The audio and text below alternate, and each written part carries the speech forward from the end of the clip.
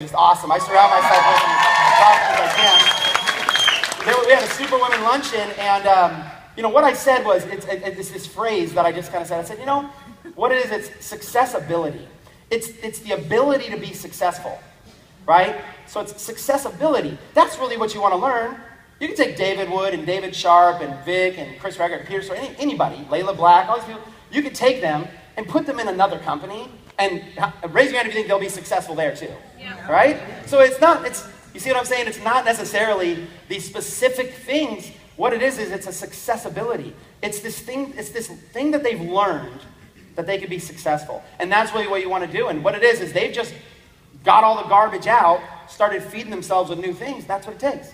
I feed myself every single day, listen to motivational audio every day. I don't even know that a day goes by without it unless maybe I'm traveling or something. I've been doing that since I think 1999. Just most days, reading positive books and listening to positive audio.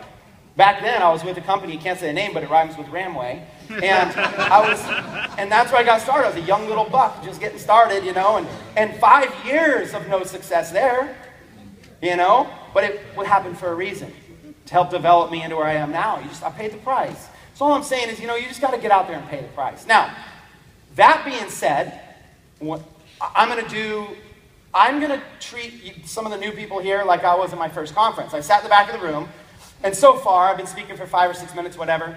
So far, if I was new and skeptical and really wondering if I should grab this by the horns and run with it, still a little bit of hype and fluff that I'm talking about here. So what I do want to do is mix it. Sprinkle in some actual specific how-to training. Because at my first event, I was thinking, man, just show me some very, very specific things. So I'm going to transition to a next part of my presentation here, which is going to be PowerPoint slides. And I'm going to actually want you to even take some notes. But here's the thing. You see how all the speakers get kicked off stage by music, right? So I'm going to just run through these pretty fast. All right? So I just told you no complaining, right? So if I go through these things pretty fast and you don't get your notes, we ain't going back. Okay? So let's jump on. So one thing I teach is the 3 C's of marketing. I like to take things that feel complicated to me and shrink them down into things that are easier for me to understand. 3 C's. What we do is we create, we capture, and we convert. Okay, what do the 3 C's mean? The first C is we create traffic. That's what we do. We're like traffic generators. Right? They provide all this stuff for us. We got to drive. We got to put eyeballs in front of this information. That's what we do. We create traffic. If you have 1 C to master, if you have 1 C to put your energy and focus on, create traffic. If you're traditional, old school, like MLM background or network marketing background or something, it's no different than getting people in front of the business plan, like showing the plan, right? Like creating traffic is like getting people to see your business. The next C is to capture leads. So not only do you want to create eyeballs in front of something, but you want to get all their contact information so you can follow up with them. In the internet era, you get them onto a list, some sort of an email list. And then the third C is to convert sales. What you do now is you've got the traffic, you've got all these leads, and now what you want to do is convert those leads into buyers. Okay? And the key word before I move on is really the key word there is sales. Like you got to realize you're in the sales business. Even when you have people that like have their stuff really on autopilot, have a lot of their systems made, like I'll give you an example, like someone like Chuck Marshall, right? Chuck Marshall was up yesterday, phenomenal guy. And Chuck, he doesn't strike you as this kind of slick salesman kind of guy, right? He really is actually very, very relatable. Sit there, how many people when they're watching Chuck, they're like, man, this guy's being honest, genuine, very relatable. How many people got that feeling from him, right? I did too. And so here's Chuck, but Chuck has figured out a way to create these automated systems, and he's personally enrolled like thousands of people. I lost track of how many people he's enrolled, but he's got like well over 1,000 people directly to him in Empower Network, right? So, but the thing is that Chuck could be successful in anything because he's got this success ability, and it really comes down to sales. Chuck could get on a video, and that approach for him of just this honest, genuine, hey, I'm not a public speaker, this is just who I am, but he knows how to sell. He's acquired a skill, right? Sales is so important. You're going to get better at this over time, but that's really the core of it. But let's talk today about traffic. Let's just focus on one thing because time's limited. So what I'm going to do is we're not going to talk about this kind of traffic. It's the 405 and the 5, getting down here. This is the traffic for some of us coming from the airport that flew in.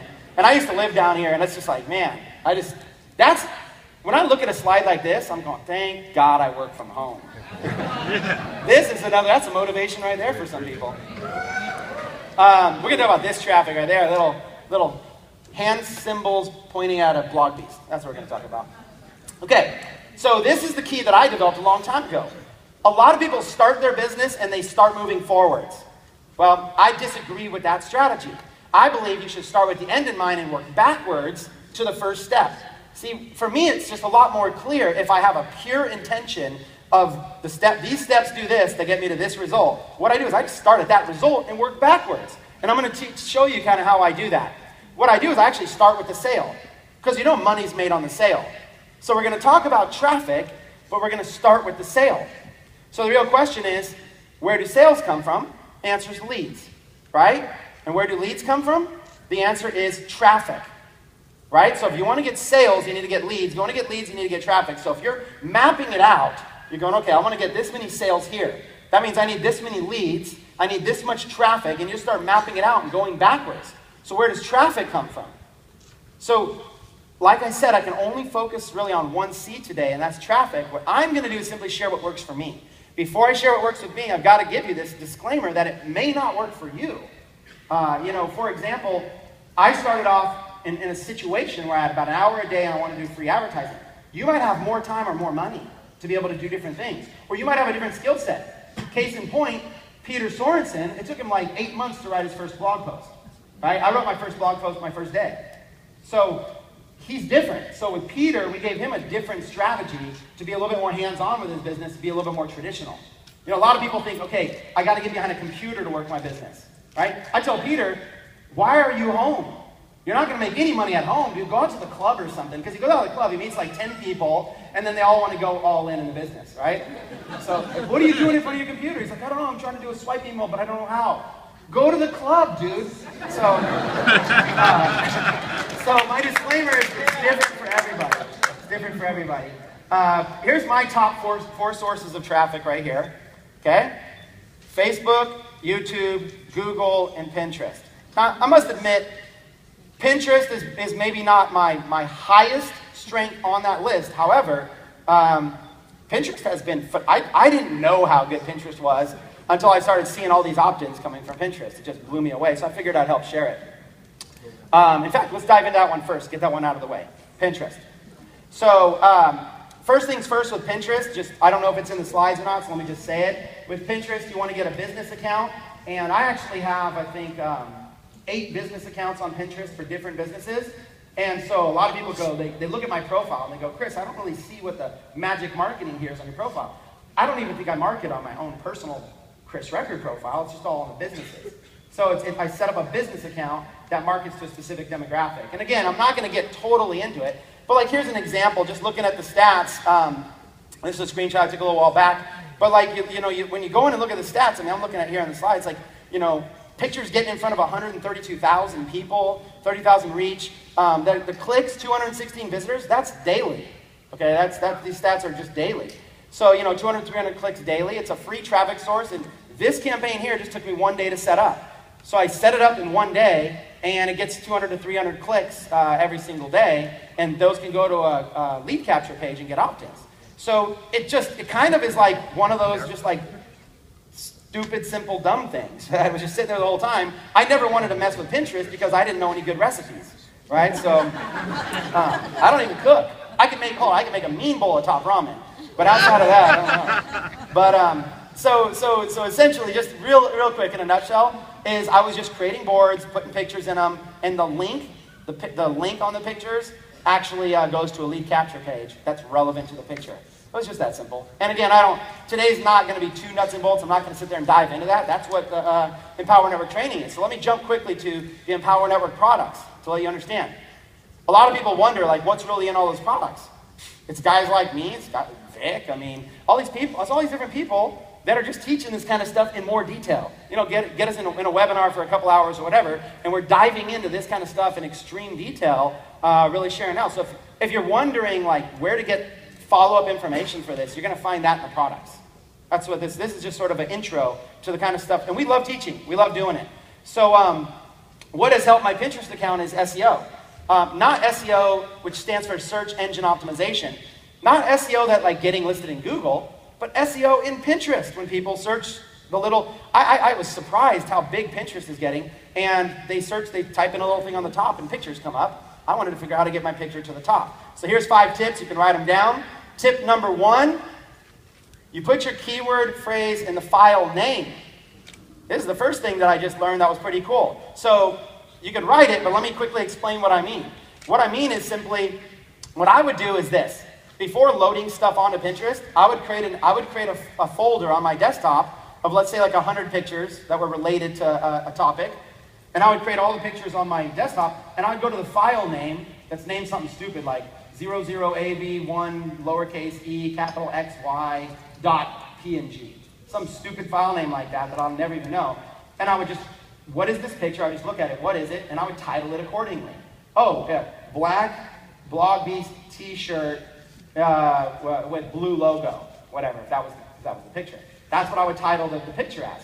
So you see what I'm saying? What I do is I take that folder, just quickly go through and title it all. And when I say I would quickly go through, I'm going to be more honest.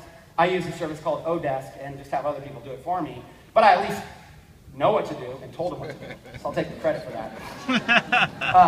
Yeah, because they'll do it for they'll go through like 400 or 500 pictures for $5. So I was like, why am I going to sit there for 3 hours scratching my head doing it? Number 2, put the keyword phrase in the description. So when I do post that picture to Pinterest, right underneath it, somewhere in that description, it's going to say, black, Empowerment Network Blog Beast t-shirt with blue logo, whatever that keyword phrase is. And I say phrase, not keyword. I'm not going to do black t-shirt. I'm going to be a little bit more descriptive, right? I call it a long tail keyword phrase, usually 5-6 words in that phrase. Number 3, engagement. This is part of SEO. Repins, likes, comments. When you're searching for stuff on Pinterest, you'll notice some of the things that come up to the top are more popular. More likes, more stuff like that. So you can fuel this. What I'll usually do is I'll take some of my pictures and just share them on Facebook with a link going back to Pinterest. People go over there and do whatever they do with it. Repin it. I don't know, little elves on Pinterest repin this stuff all the time. I get this, I had to stop the Pinterest spam. Your thing's been repinned. It's like by the 7,000th email I'm going, where? I'm getting spammed now by Pinterest. But it's the spam that makes you money. So I'm like, keep it coming, just put it in another folder. Number 4, long tail keywords on your boards. So the way Pinterest works is like a photo album is a board. I guess it's like, a pin board or whatever. And, you create a board. Use your, that board should say something relevant to what the pictures are in it. So that board might be something like an example. Now, I don't know if I would use, I'm going to use